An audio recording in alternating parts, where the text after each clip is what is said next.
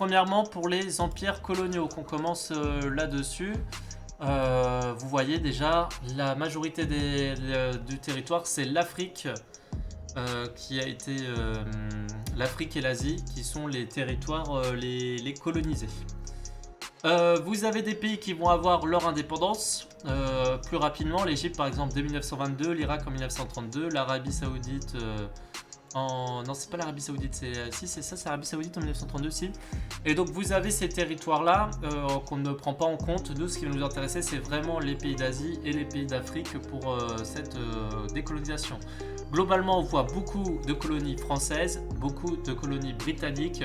C'est les deux grandes puissances coloniales, la France et les Britanniques.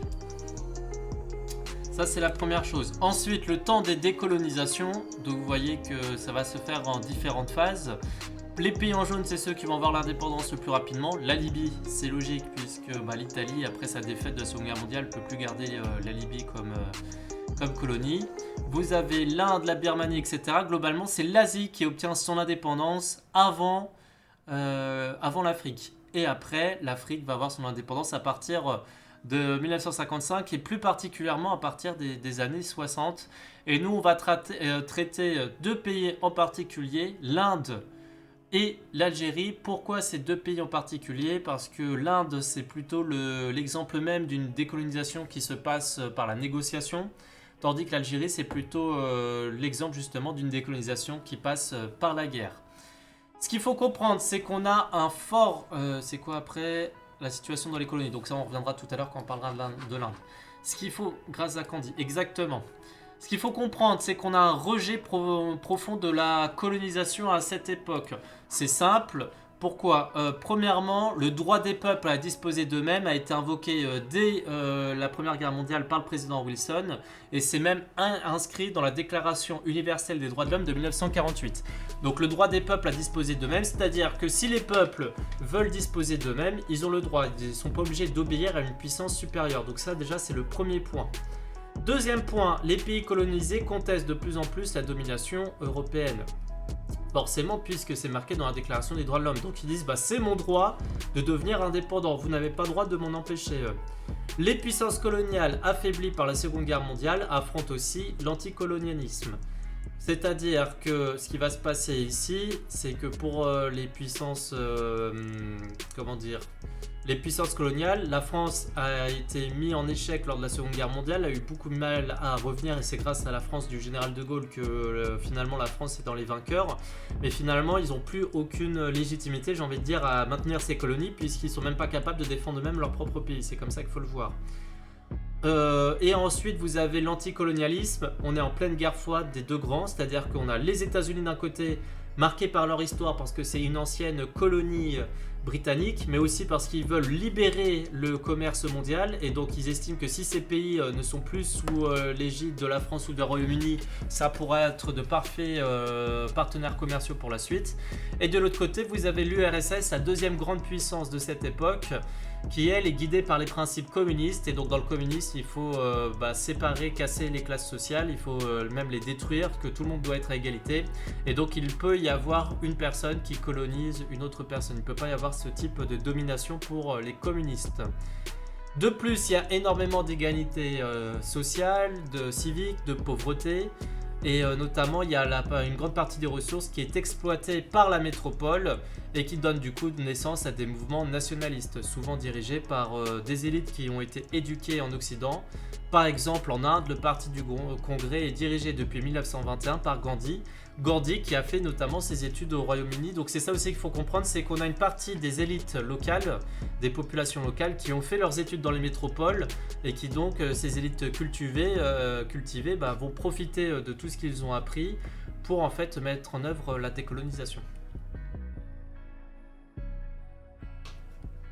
De plus, après l'aide qu'a apporté l'Algérie à la France, après l'aide qu'a apporté l'Inde au Royaume-Uni pendant la Première et Seconde Guerre mondiale, il y a beaucoup de pays qui estiment qu'ils ont fait leur devoir envers la métropole et que maintenant ils méritent concrètement d'avoir l'indépendance. Pour eux, c'est bon, on a assez travaillé pour vous, on a sacrifié certains de nos troupes pour vous, pour protéger votre pays, accordez-nous maintenant l'indépendance.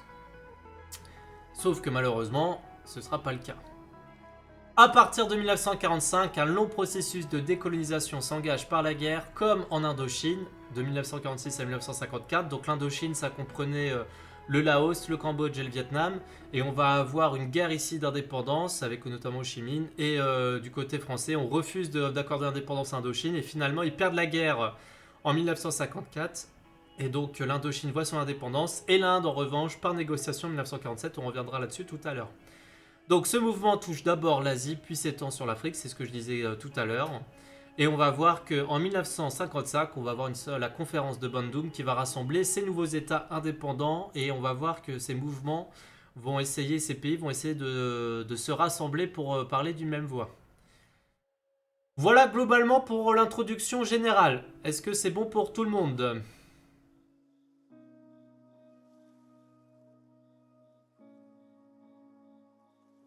Pas de questions ? Eh ben on passe à la suite.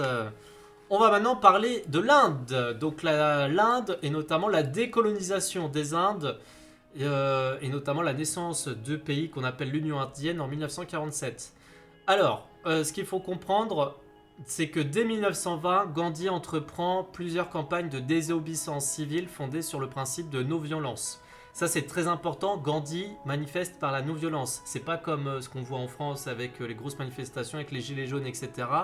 Là, c'est vraiment la non-violence. Et l'objectif, c'est de contrarier les intérêts britanniques. Par exemple, ce qu'il va faire et qui est très important, c'est qu'il va mettre en place des boycotts. Est-ce que je peux vous montrer les boycotts et revenir après dessus ? Non, j'ai pas d'image de boycott, tant pis, donc on va continuer là-dessus. Alors, pourquoi Gandhi est une personne très importante ? Donc on a dit c'est une personne qui est cultivée, qui a fait ses études au Royaume-Uni. C'est un avocat qui a en plus travaillé en Afrique du Sud. Il a bien compris qu'il n'avait pas de droit par rapport au reste de la population.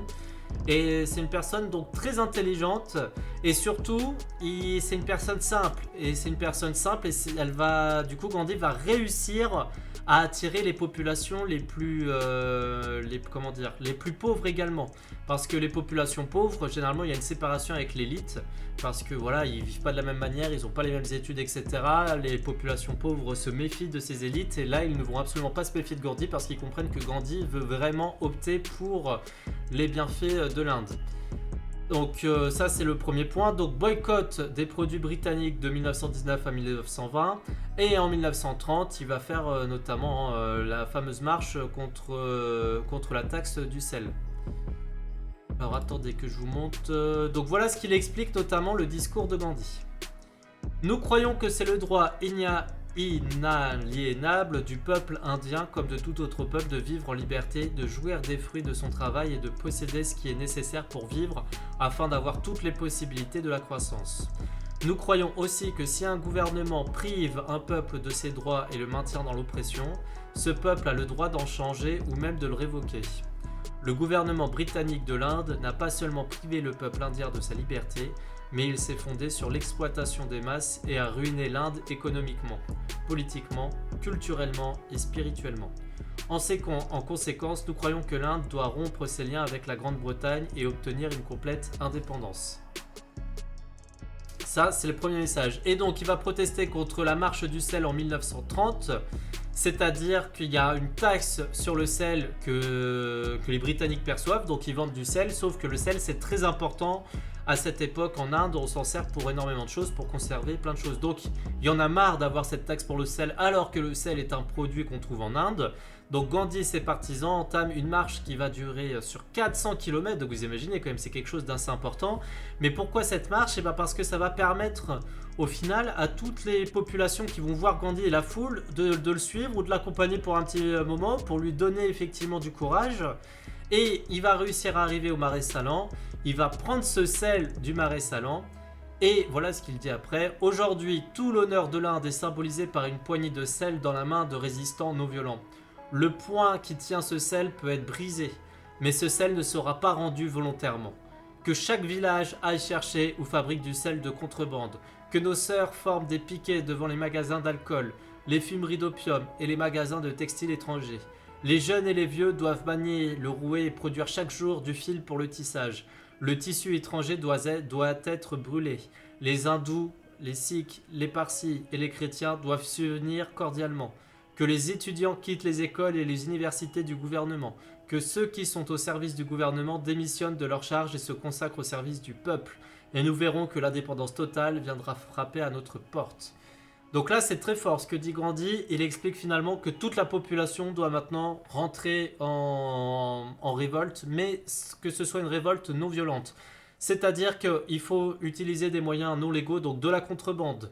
Il faut boycotter tous les produits mis en place par les Britanniques. Il ne faut plus qu'ils obtiennent d'argent. Tout ce qui est étranger doit ne plus fonctionner. Tous les fonctionnaires indiens qui travaillaient au gouvernement doivent démissionner. Tous les étudiants qui suivent les cours dans les universités britanniques doivent démissionner. L'objectif, c'est vraiment de créer un pays au ralenti. Et grâce à ce pays au ralenti, l'objectif ensuite, ça va être tout simplement de forcer les Britanniques à devoir négocier. De plus, en 1942, Gandhi fait adopter par le Congrès ce qu'on appelle le Quit India Resolution, c'est-à-dire un acte qui refuse toute coopération militaire avec les Britanniques. Donc les leaders nationalistes comme Nehru, notamment le parti du Congrès, et Jinnah, la Ligue musulmane, réclament le départ des Anglais.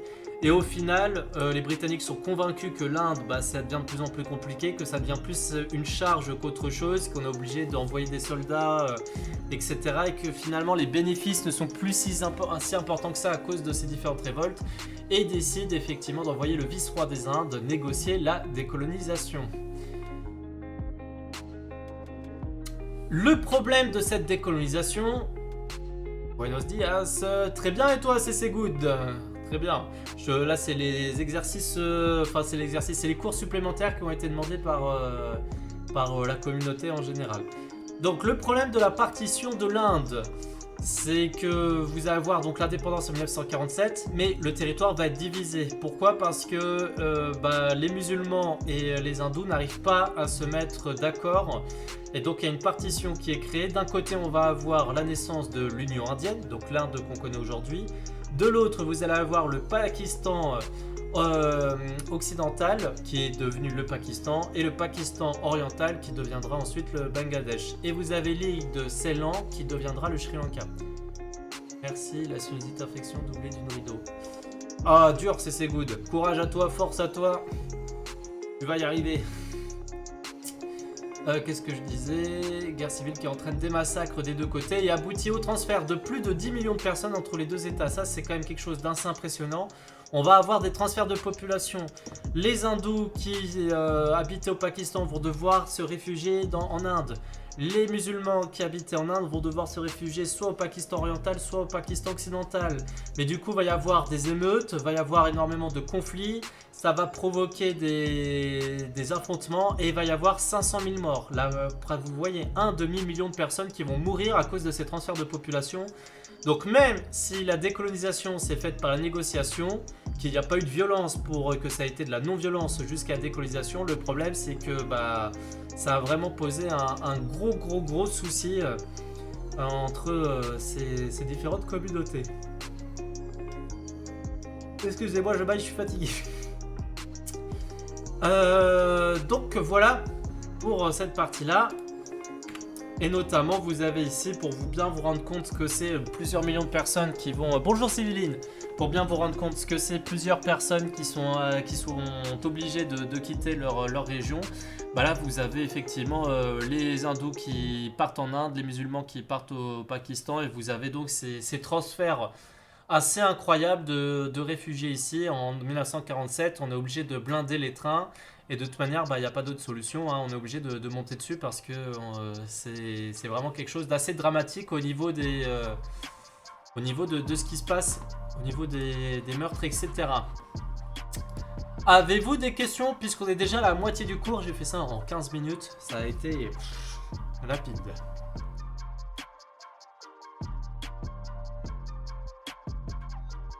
Non, pas de questions pour l'Inde, sinon on en a fini avec l'indépendance de l'Inde et on va passer avec l'indépendance de l'Algérie. 500 000 morts il y a eu en nombre de morts. 500 000 morts lors de ces différentes luttes entre musulmans et hindous.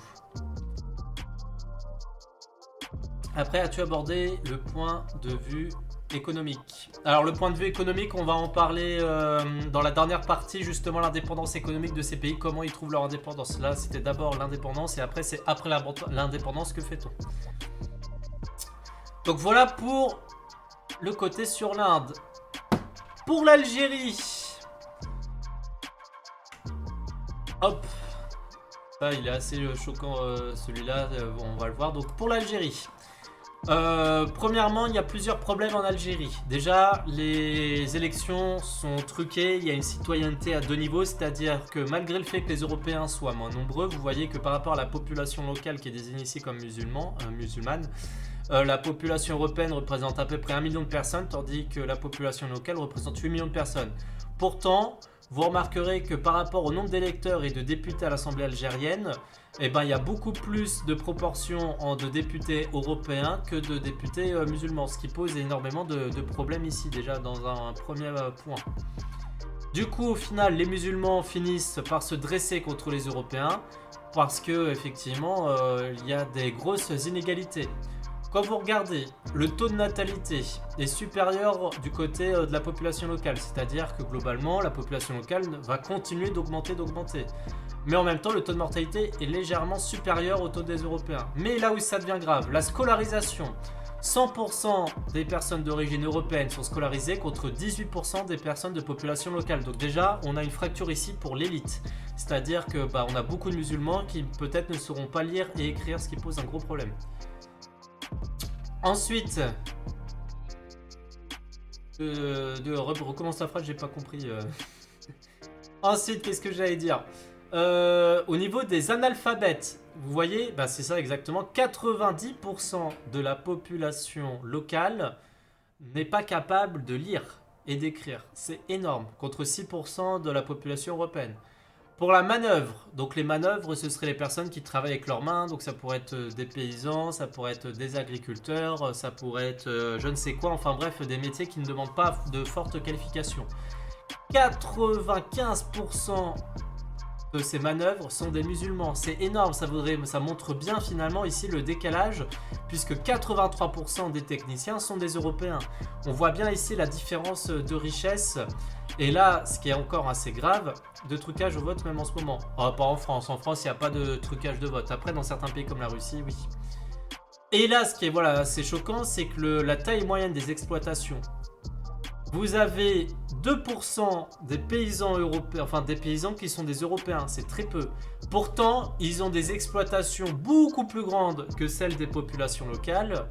Et le salaire agricole journalier d'une personne d'origine européenne est de 1000 francs par jour contre 380 pour un musulman. Donc vous imaginez bien ici la grande différence. Un salarié européen gagne pratiquement 3 fois plus qu'un salarié de population locale, et donc forcément là ça devient problématique et les populations vont rentrer en confrontation. Du coup, les mouvements nationalistes se radicalisent après l'arrestation notamment d'un chef nationaliste important en Algérie. Et surtout les massacres qui suivent les émeutes de Sétif, de Guelma et de Kerata le 8 mai 45. 8 mai 45, c'est, je vous rappelle, la capitulation de l'Allemagne nazie. Donc tout le monde est content, etc. Et en Algérie, on sort pour fêter effectivement cette capitulation, mais aussi pour demander l'indépendance. Maintenant que l'Allemagne nazie est luttée, nous pouvons être indépendants. Sauf que ces manifestations vont être réprimées par la France et il va y avoir plusieurs milliers de morts. Alors, plusieurs milliers de morts, je crois de mémoire. Peut-être que je vous dis une bêtise, en tout cas plusieurs centaines sûres. De ce fait, un nouveau parti va se créer, c'est ce qu'on appelle le FLN, le Front de Libération Nationale, qui prend la tête d'une rébellion armée le 1er novembre 1955 en organisant une série d'attentats. C'est ce qu'on appelle la Toussaint Rouge. Voilà par exemple ce que déclare le Front de Libération Nationale. Donc, du peuple algérien aux militants de la cause nationale. Notre souci en diffusant cette proclamation est de vous éclairer sur les raisons profondes qui nous ont poussé à agir en vous exposant notre programme, le sens de notre action, le bien fondé de nos vues, dont le but demeure l'indépendance nationale. Pour préciser, nous retraçons ci-après les grandes lignes de notre programme politique. But: l'indépendance nationale par, premier point, la restauration de l'État algérien souverain, démocratique et social dans le cadre des principes islamiques. Deuxième point, Le respect de toutes les libertés fondamentales sans distinction de race et de confession. Objectif intérieur, donc rassemblement et organisation de toutes les énergies saines du peuple algérien pour la liquidation du système colonial, etc., etc. Donc après les moyens de lutte, ils expliquent et ils sont prêts à arrêter si le gouvernement souhaite, si le gouvernement français souhaite négocier. Sauf que ce qui se passe, c'est que le gouvernement français ne veut pas négocier. L'Algérie, c'est la France, et la France ne reconnaîtra pas chez elle d'autre autorité que la sienne. Chaque jour verra l'autorité de l'État s'affirmer davantage et le statut de l'Algérie entrera de plus en plus dans les faits. Donc vraiment, la déclaration qui est faite après la Toussaint Rouge, donc ces attentats du 1er novembre 1954, le gouvernement français répond avec fermeté. Il n'y aura pas d'une deuxième Algérie ou d'une Algérie autre que celle qui est en France. Et il faut savoir qu'à cette époque, l'Algérie, ce sont des départements français. Donc pour eux, l'Algérie est française, point barre.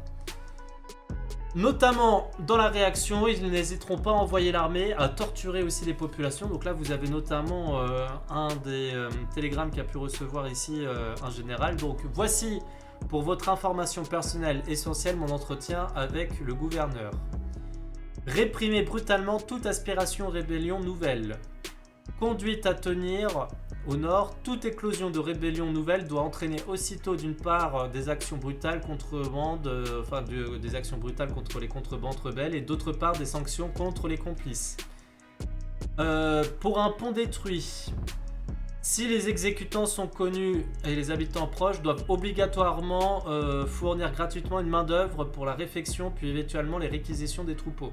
Donc globalement, c'est-à-dire que si jamais les terroristes du FLN détruisent des ponts, c'est à la population locale de devoir les reconstruire gratuitement. Exemple de répression, matraquer aussitôt les bandes adverses par tous les moyens, y compris par la mitrailleuse, les roquettes, les bombes légères ou lacrymogènes, et même l'aviation.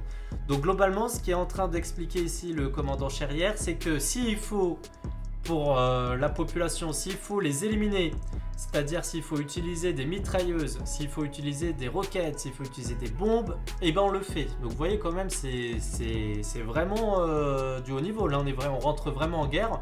L'objectif c'est vraiment d'éliminer la population algérienne, en tout cas les terroristes et la population qui souhaite tout simplement l'indépendance de l'Algérie. Donc la France qui s'engage dans cette guerre ici, après avoir perdu la guerre d'Indochine en 1954, donc s'engage dans cette guerre qui est complexe. Donc les mesures, d'un côté on a les attentats du FLN, c'est la tactique que choisit le Front de Libération Nationale. De l'autre, vous avez... Ah oui, c'est très très chaud. De l'autre, vous avez la riposte de plus en plus dure de l'appel à la France. Alors, il faut savoir que contrairement à aujourd'hui, il n'y a pas de soldats professionnels en France. C'est ce qu'on appelle le service militaire et donc le contingent. Donc, ce sont des soldats français qui ont fini leur service militaire il y a quelques années, qui partent ici pour la guerre d'Algérie. Donc notamment, il va y avoir plusieurs guerres, donc notamment aux militaires, on leur donne aussi le droit d'avoir les pouvoirs de police, bref, c'est la voie de la violence qui est choisie, pas de négociation possible. C'est tellement violent que la guerre va faire chuter la 4ème République, et elle-même, elle va durer jusqu'en 1962, elle va durer 8 ans cette guerre. Et même l'accession à l'indépendance est source de déchirement. Donc déjà, si on voit au niveau de la violence, quand vous regardez le nombre de rebelles donc là vous avez le nombre de tués par mois. Donc vous voyez que par exemple en janvier 58, on va avoir à peu près un petit peu moins de 4000 rebelles qui meurent par mois. Quand vous regardez dans les forces de l'ordre, c'est à peu près moins de 300 par mois, mais ça fait toujours pratiquement 300 personnes chaque mois à partir de 1956. Vous avez aussi les musulmans qui sont victimes du terrorisme FLN, c'est-à-dire que le Front de Libération Nationale vont aussi éliminer parfois certains musulmans qui, eux, sont plutôt en faveur de l'Algérie française, c'est ce qu'on appelait les harkis. Et les Européens victimes du terroriste du Front de Libération Nationale, vous voyez que finalement c'est un chiffre qui est à peu près moins de 100 personnes par mois, voire généralement qui est proche de zéro. Donc au final, ça montre qu'il y a peu de personnes d'Européens victimes du FLN par rapport, si on doit prendre les chiffres, par rapport aux rebelles. Donc c'est vraiment une guerre à deux vitesses, on va dire. Bonjour Mister Alexis. Donc voilà. Donc oui, je vous ai dit que c'était un déchirement parce que au final, l'indépendance va être déclarée. Et ça va être un gros déchirement parce que vous avez beaucoup de populations qui vivaient en Algérie depuis longtemps. Merci Mister Alexis. Merci pour le sub. C'est vrai que j'ai même pas mis Streamlab, j'ai pas vu du tout. Merci beaucoup. Donc vous avez beaucoup de personnes qui vont repartir comment ça s'appelle? Ah bah il vient d'arriver. Merci beaucoup. Moi aussi je t'aime Mister Alexis.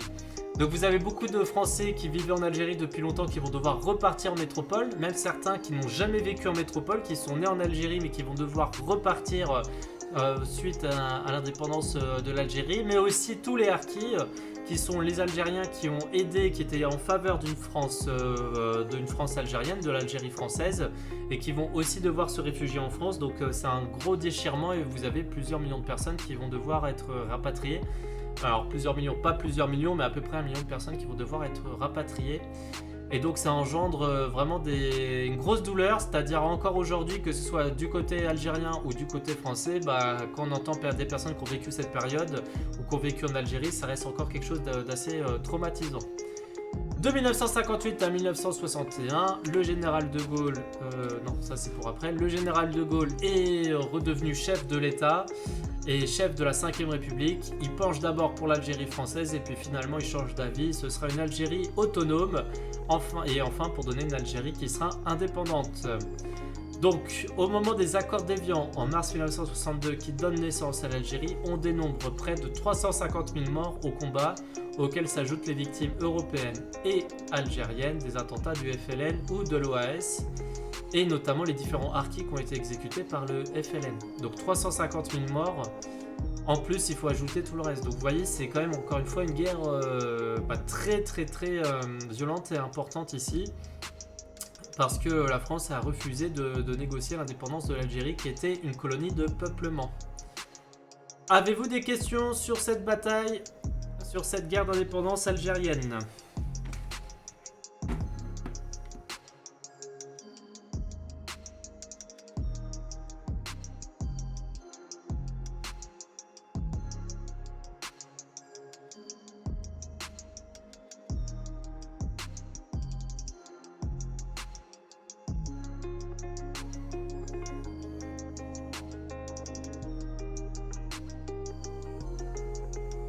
Pas de questions?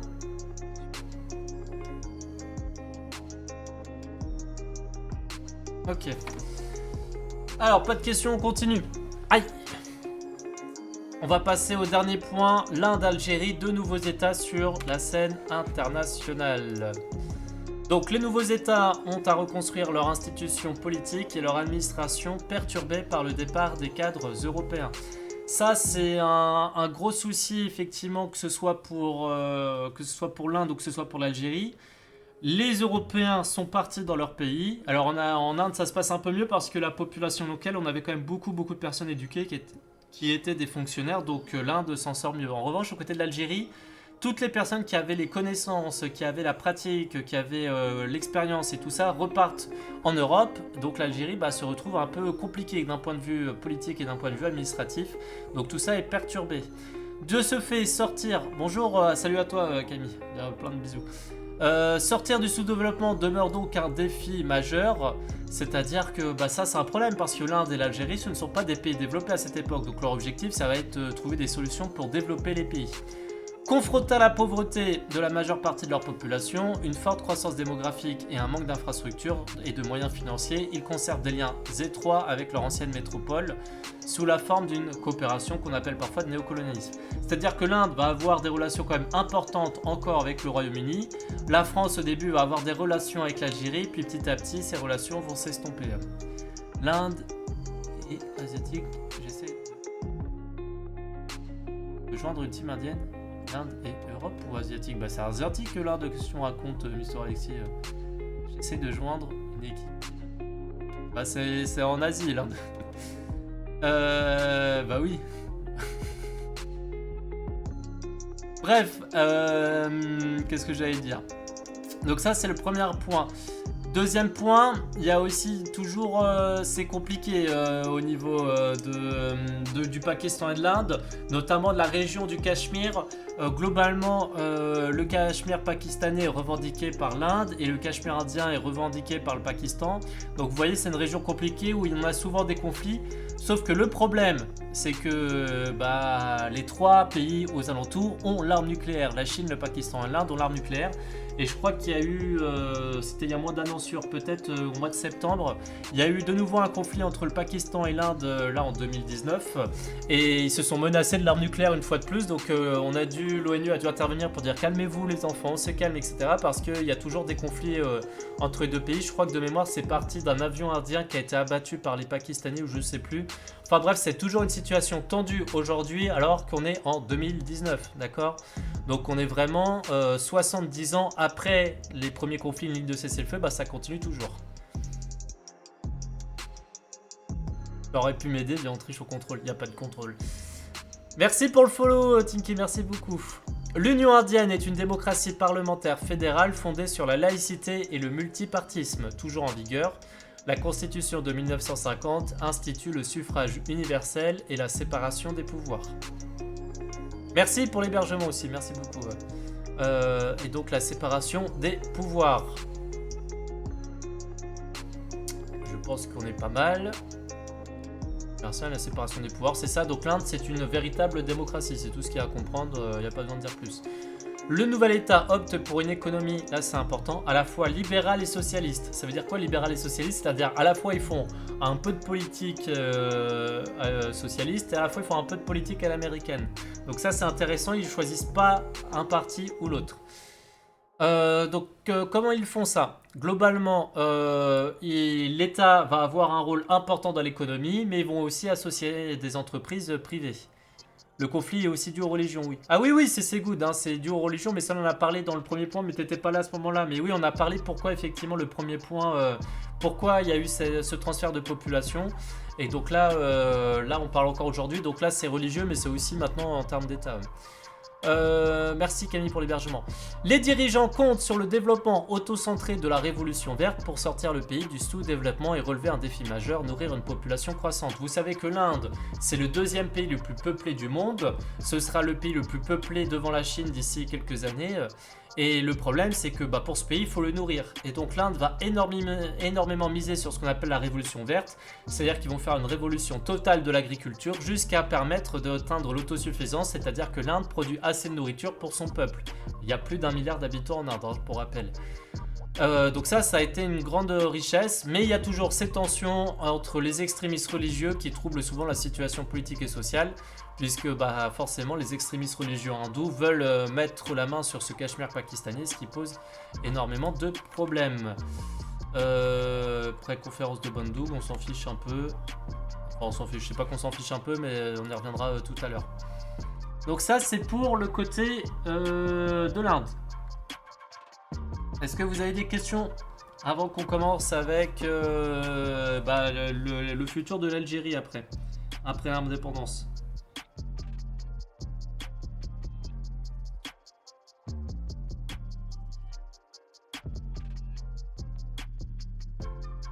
Regarde, j'ai toujours pas eu de message ou d'appel, ce qui est pas normal. Non, pas de questions. Alors, pour l'Algérie, le nouvel État opte pour une république socialiste, c'est-à-dire qu'eux, ils sont plutôt côté URSS à 100%. Jusqu'en 1989, c'est le Front de Libération Nationale qui était le parti unique d'un État autoritaire dominé par les militaires. C'est-à-dire qu'en Algérie, on n'a pas eu droit à une démocratie avec l'indépendance. C'est devenu une dictature contrôlée par le FLN, un peu comme un régime totalitaire stalinien ici, à un seul parti.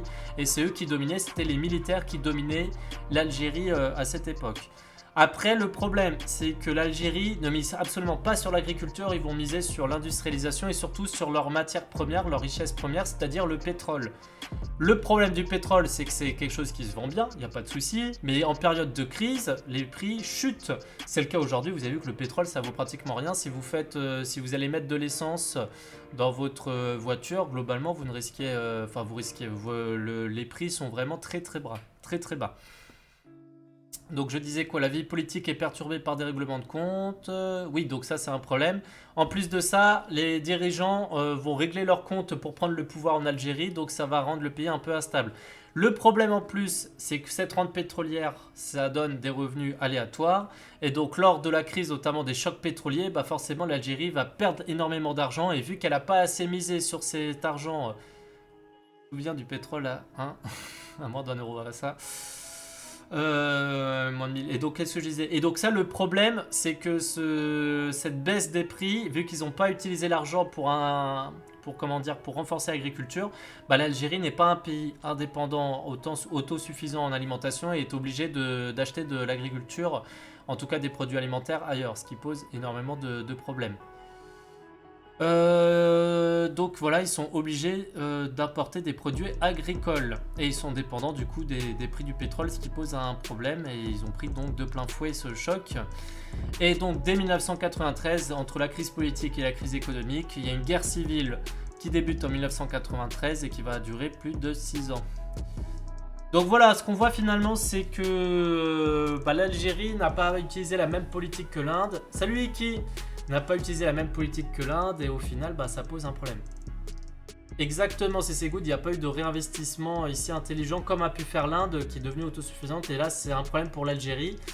Et c'est peut-être aussi le problème d'avoir un parti qui n'est pas une démocratie. Le fait d'avoir une démocratie, ça permet au peuple de choisir et donc le peuple aura dit l'alimentation d'abord.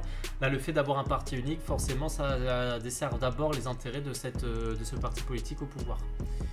Donc, 20 ans d'intervalle entre la décolonisation de l'Inde et la décolonisation de l'Algérie à peu près, mais les deux pays ont quand même la même volonté à l'international de faire émerger une troisième force dans le monde. C'est-à-dire qu'en pleine guerre froide, ils ne veulent ni rejoindre les États-Unis, ni rejoindre l'URSS, et donc ils veulent mettre en place un troisième monde, donc casser ce monde bipolaire. Et ça, elle est encore, car elle dépend encore énormément de la France ainsi que des pays voisins. Oui, alors pas forcément de la France, c'est vrai que les relations entre la France et l'Algérie commerciales, c'est pas les relations les plus importantes, mais oui, l'Algérie dépend énormément malheureusement pour eux, des pays aux alentours. Qu'est-ce que j'allais dire? Donc c'est ça. Notamment, il y aura une conférence de Bandung en 1955. Depuis 7 jours, nous sommes dans cette belle ville de Bandung, et Bandung a été au cours de cette semaine le point de mire, la capitale, devrais-je dire, de l'Asie et de l'Afrique. J'aimerais plus encore attirer votre attention sur le fait que nous nous sommes rencontrés, vus, liés d'amitié et que nous avons discuté ensemble pour trouver une solution à nos problèmes communs. Nous sommes résolus à n'être d'aucune façon dominés par aucun pays, par aucun continent. Nous ne sommes pas des bénis oui-oui qui disent oui à n'importe quel pays. Nous sommes des grands pays du monde et voulons vivre libres sans recevoir d'ordre de personne. Nous attachons de l'importance à l'amitié des grandes puissances, mais à l'avenir, nous ne coopérons avec elles que sur un pied d'égalité. C'est pourquoi nous élevons notre voix contre l'hégémonie et le colonialisme dont beaucoup d'entre nous ont souffert pendant longtemps. Et c'est pourquoi nous devons veiller à ce qu'aucune autre forme de domination ne nous menace. Nous voulons être amis avec l'Ouest, avec l'Est, avec tout le monde. Le seul chemin qui mène droit au cœur et à l'âme de l'Asie est celui de la tolérance, de l'amitié et de la coopération. Donc voilà ce que mettent en place ces différents pays lors de cette conférence. Et ça va aller jusqu'après l'Inde notamment, parce que vous avez Nehru à gauche de cette photo, vont mettre en place ce qu'on appelle le mouvement des non-alignés à Belgrade en 1961. Et globalement, les leaders, c'est l'Inde, le Ghana, l'Égypte, l'Indonésie et la Yougoslavie qui sont les pays fers de lance dès 1961. Et notamment Nasser, le président égyptien, a nationalisé le canal de Suez. Donc a dit, le canal de Suez, ça appartenait à d'autres entreprises britanniques, etc. Il a dit, maintenant ça appartient à moi, sans compensation globalement. Donc voilà ce qui s'est passé. L'Algérie rejoint temporairement aussi cet essai. C'était porteur d'espoir, mais malheureusement pour eux, ils n'ont pas réussi à faire émerger cette troisième fois entre les deux camps qui dominent le monde. Puisqu'au final, c'est des pays qui reviennent de tellement loin, des pays qui n'étaient pas des pays développés, donc ils reviennent de tellement loin qu'ils ne peuvent pas concurrencer les États-Unis et l'URSS. Et finalement, ça a été voué à l'échec ici, ce projet de créer une troisième voie. Ils sont tout de même devenus majoritaires au sein de l'ONU, ces différents pays.